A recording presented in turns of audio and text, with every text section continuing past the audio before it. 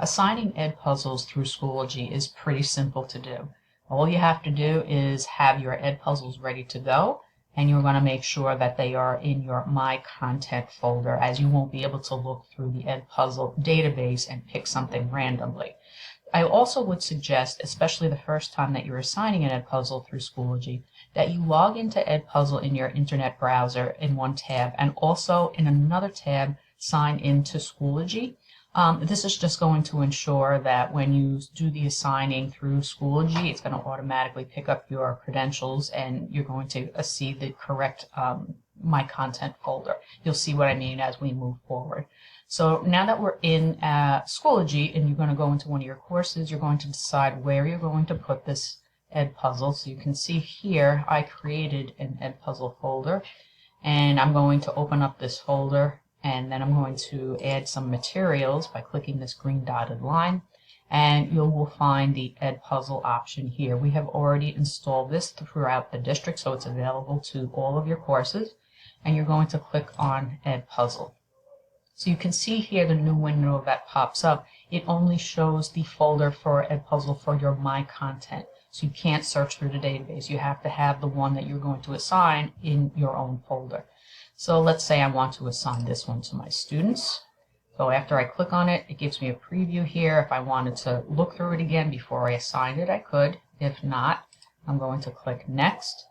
The default assignment options are over here on the left, and the one that is on by default is Prevent Skipping, meaning the students have to watch the video in its entirety in order to do all the questions. They can't fast forward.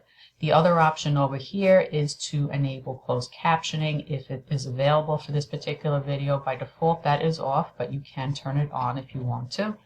And then you will click Assign. So once you click Assign, the Edpuzzle window will disappear and your Edpuzzle will show up here wherever you designated it. There's one more step to do, and this is a really important step. After it shows up in your Schoology course, you're going to click on this wheel icon and click the Edit button. So this is your Edpuzzle URL here. You're not going to change anything here, but what you do have to click is Enable Grading, and then anything with an asterisk that's required by Schoology you will also have to choose. So you must pick a category as to what category this is. I'm going to put this as an assignment. You can assign a point value if you would like.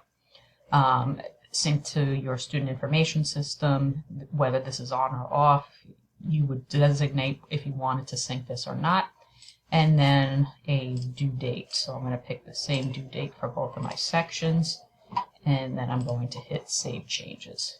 So now that I have enabled grading and I have done all the other requirements of Schoology, this is now accessible to my students.